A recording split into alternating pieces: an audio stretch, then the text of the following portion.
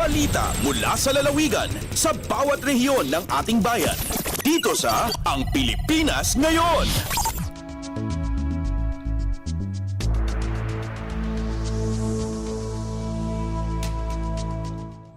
Narito na ang bugso ng ating mga regional news. Dumako muna tayo sa rehiyon ng Luzon.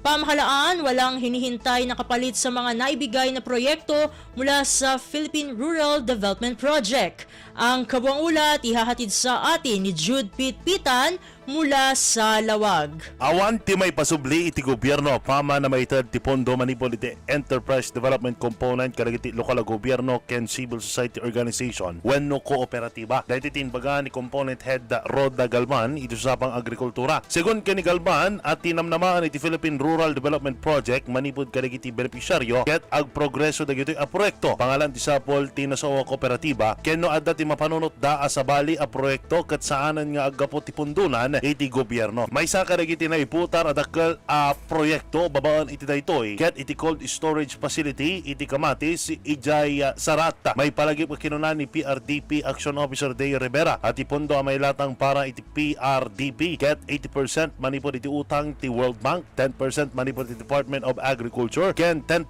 equity iti lokal a gobyerno. Manipod iti syudad ti Lawag, Jude Pitpitan para iti Radyo Pilipinas World Service. Balita mula sa lalawigan sa bawat rehiyon ng ating bayan. Dito sa Ang Pilipinas Ngayon.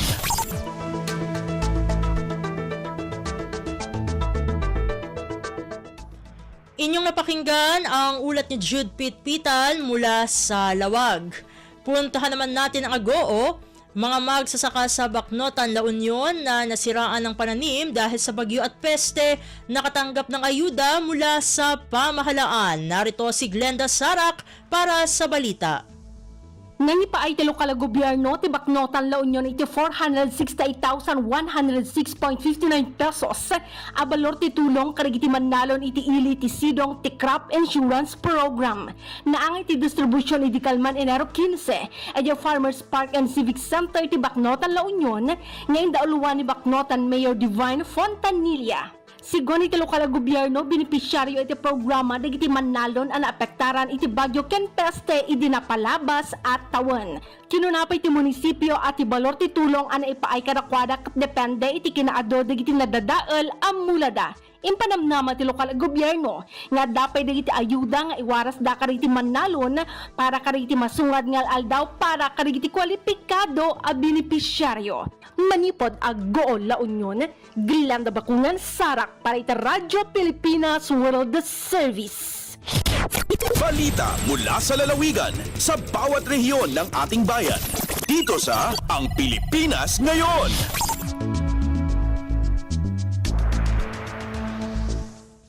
Inyong napakinggan ang ulat ni Glenda Sarak mula sa Agoo. Dakuin naman natin ang rehiyon ng Kabisayaan.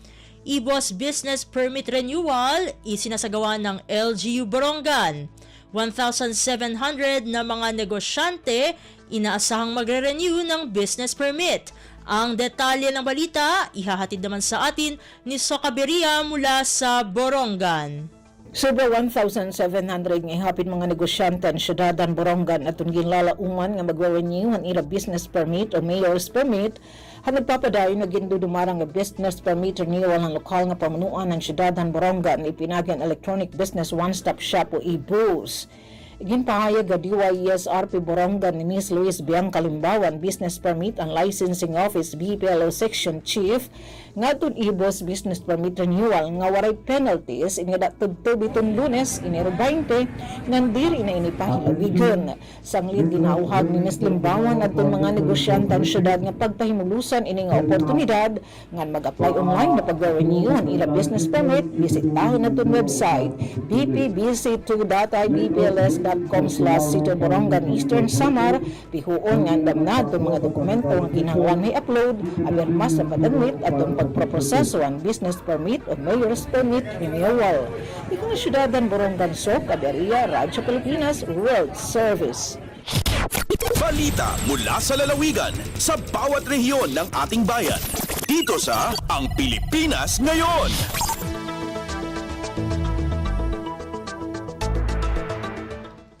Inyong napakinggan ang ulat ni Soka Beria mula sa Borongan. Dumako naman tayo sa Sogod. Leyte Regional Prison nagbigay suporta sa programang Project Bees. Ang kabuang ulat ihahatid naman sa atin ni Ruel Bugnos.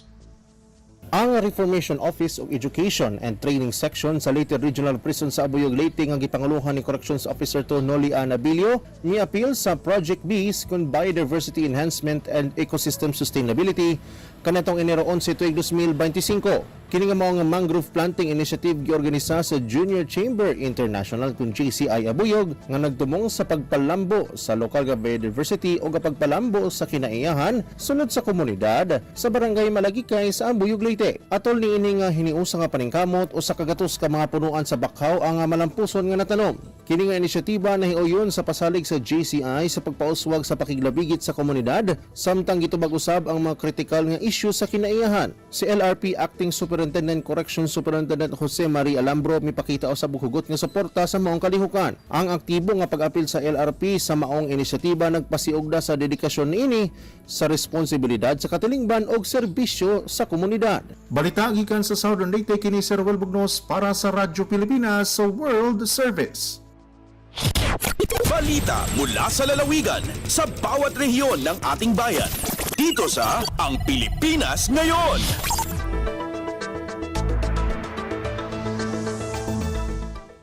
Inyong napakinggan ang ulat ni Ruel Bugnos mula sa Sogod.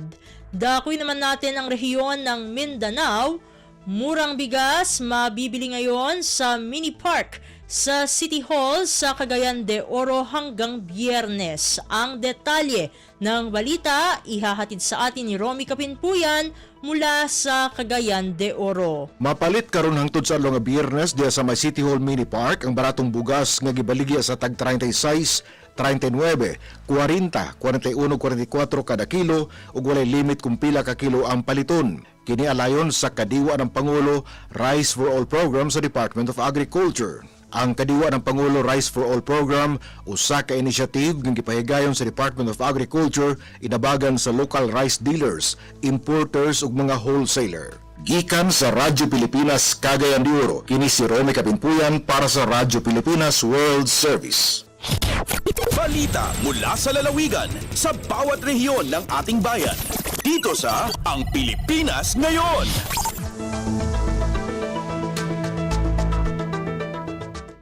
Inyong napakinggan ang ulat ni Romy Kapinpuyan mula sa Cagayan de Oro.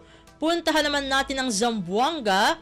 Provincial Director ng PIDEA Zamboanga Sibugay nakipagpulong sa Provincial Director ng Zamboanga Sibugay PNP. Narito si Leslie Cubol para sa balita. Nakigtagbo si Darilian na pasagad si Provincial Director sa PIDEA Zamboanga Sibugay Provincial Office kang Police Colonel Bernard Dani de Sogo, Provincial Director sa Zamboanga Sibugay Police Provincial Office. Tumong sa panagtagbo nga mapaligo ng ilang kolaborasyon o pagtinabangay sa pagsugpo sa legal nga droga o ang pag-agak o pagtabang sa mga biktima nini. Gituki sa duruha ang kabahin sa hingpit nga pagpatuman sa Barangay Clearing Program, ang pagtukod og dugang pang Balay Silangan Reformation Center o ang pagpadayon sa advocacy campaign program. Gisusiusab ang mga hagit sa implementasyon sa drug clearing program, ang mga estratehiya sa maayong mga pamaagi sa drug prevention, enforcement o rehabilitasyon. Gikauyon na sa duha ka opisyal nga magtinabangay sa pagwagtang sa pagkuyanap sa legal nga droga sa probinsya. Ilausab nga nasabutan nga muglaon ang luwas og malinaon nga komunidad alang sa mga Sibugaynon. Gikan diri sa Radyo Pilipinas Zamboanga, kini si Leslie Cubol para sa Radyo Pilipinas World Service. Balita mula sa lalawigan sa bawat rehiyon ng ating bayan. Dito sa Ang Pilipinas Ngayon.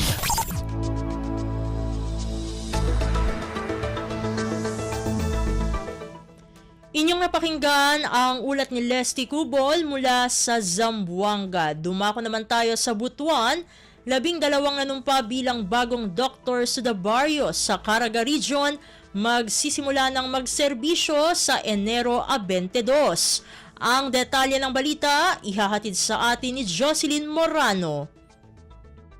12 ka mga bag-ong nasulod sa programang Doctors to the Barrios ang sadi madugay mohatod sa serbisyong panglawas sa mga underserved communities nga mga lugar sa rehiyong Caraga. Mapasigarbuhong gianunsyo sa Department of Health Caraga Regional Office ang paghurar sa mga bag-ong doktor nga misanong sa maong programa.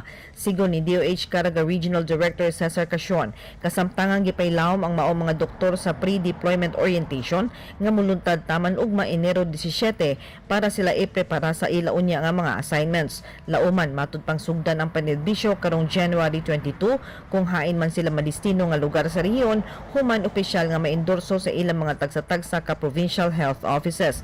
Hisayran nga duha ka doktor ang madistino sa probinsya sa Agusan del Norte, particular sa lungsod sa Las Nieves ug Buena Vista, 5 sa Agusan del Sur, sa Rosario, San Luis, Santa Josefa, Talacugon ug Trento, usa sa Dinagat Island sa lungsod sa Loreto, samtang tagduha sa Surigao del Norte, apil na dinhi ang Siargao ug Bukas Grande Islands ug laing duha pa sa Surigao del Sur.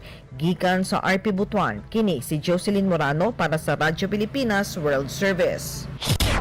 Balita mula sa lalawigan sa bawat rehiyon ng ating bayan. Dito sa Ang Pilipinas Ngayon.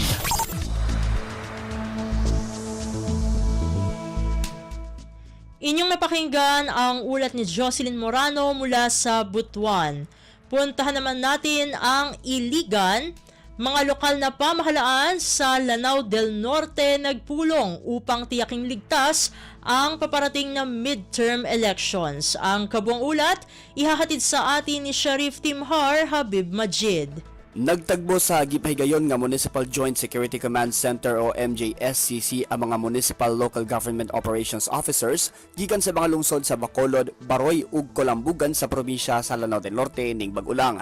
Tumong nini nga mapalig-on ang mga lakang sa seguridad ug masiguro nga maayo nga ipahigayon ang umaabot nga 2025 midterm elections sa bulan sa Mayo. Gisgutan sa maong pagtagbo ang kamahinungdanon sa kooperasyon sa matag ahensya aron matubag ang umaabot nga mga hagit sa seguridad ug mapugngan ang mga hulga sa panahon sa eleksyon. Gipahigayon usab ang orientation sa saktong paggamit sa election machines aron makatabang ang mga miyembro sa MJSCC sa unsa nga mahitabo sa panahon sa botasyon. Samtang nanumpa usab og mipirma og pledge of commitment ang mga miyembro sa MJSCC nga pinanguluhan sa mga election officers isip tubag sa mando sa Commission on Elections o COMELEC sa pagpalambo sa integridad, kaluwasan, seguridad ug limpyo nga eleksyon. Gikan sa Radyo Pilipinas, Iligan kini Sharif Timhar alang sa Radyo Pilipinas World Service. Balita mula sa lalawigan sa bawat rehiyon ng ating bayan. Dito sa Ang Pilipinas Ngayon.